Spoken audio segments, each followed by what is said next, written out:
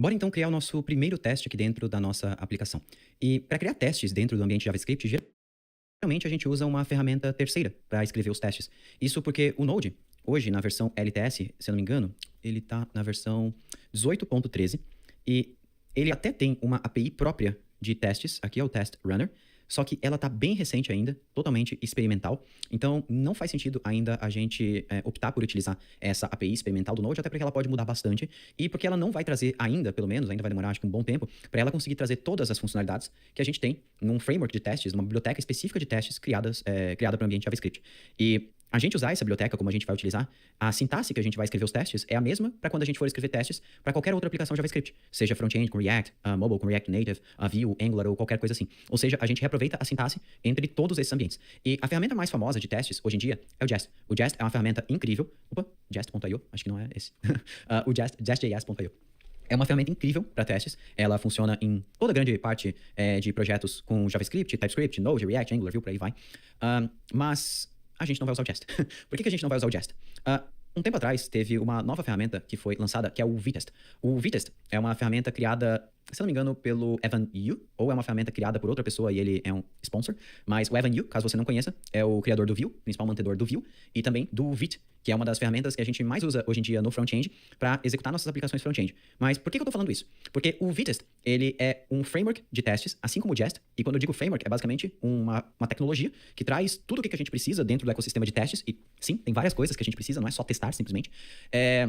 Só que o mais importante do Vitest, quando comparado com o Jest, é que por baixo dos panos, o Vitest, ele usa uma ferramenta chamada ES Build, que é a mesma ferramenta também utilizada pelo TSX, que a gente instalou, né? Que é o que a gente usou lá para executar nosso código. É a mesma ferramenta que está por trás do Vite.js, que é esse projeto para executar projetos front-end. E o ES Build, como o próprio nome já diz, An Extremely Fast Bundler for the Web.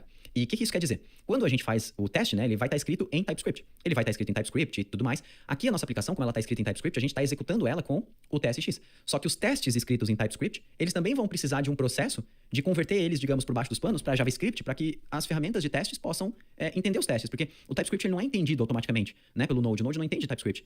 Só que o Jest, a gente tem que instalar tudo isso à parte. E geralmente fica muito mais lento, porque a gente tem que usar algumas ferramentas ali, como o Babel, que são muito lentas para fazer esse processo de conversão do TypeScript para JavaScript e tudo mais. Enquanto o Vitest, ele faz isso de forma automática. Ele suporta TypeScript, suporta ECMAScript Modules, que é essa sintaxe da gente fazer os imports neste formato, né, e não o CommonJS, que é o const, alguma coisa, igual a require, por exemplo. E ele suporta JSX também, ou seja, para quem trabalha com React, React Native, ou caso você não saiba, o JSX é uma sintaxe usada por essas ferramentas específicas que permite a gente escrever HTML dentro do JavaScript. Mas o mais importante do Vitest é que ele é totalmente compatível com o Jest. Ou seja, se você pegar em algum projeto, em algum momento da sua vida, testes escritos com Jest, você vai saber escrever os testes porque não muda nada, o código é igual. A única diferença é o que está se passando por trás, onde o Vitest é muito mais rápido que o Jest, e é basicamente esse o resumo, digamos assim.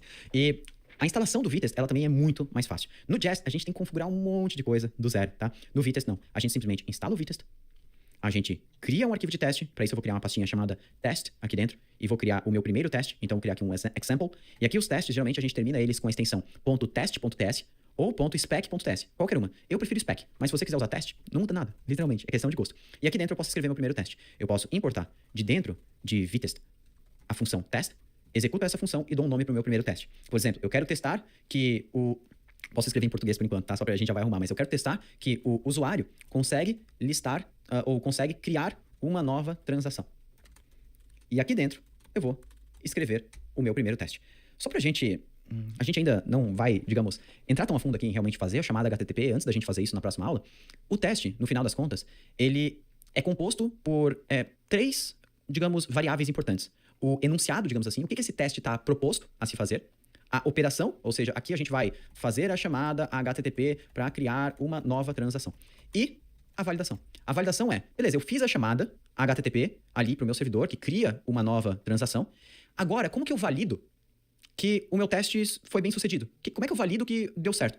Provavelmente, aqui eu poderia fazer o seguinte, eu espero, veja que eu vou usar o método expect do Vitest. Por quê? Porque eu espero que o código de resposta, o código HTTP aqui de resposta seja um 201, por exemplo. Então eu espero que o response status code, é claro que eu botei hardcoded aqui, né? Botei o código, mas mais pra frente isso aqui eu teria que pegar ali da resposta e tudo mais, né? Seja igual a 201. Então aqui embaixo, ó, eu preciso que todo teste tenha uma etapa de validação, que é a etapa, digamos, quais verificações, quais validações, quais expects eu vou fazer, ou seja, o que eu espero que aconteça, que tenha dado de resposta aqui em cima, para que esse meu teste seja válido.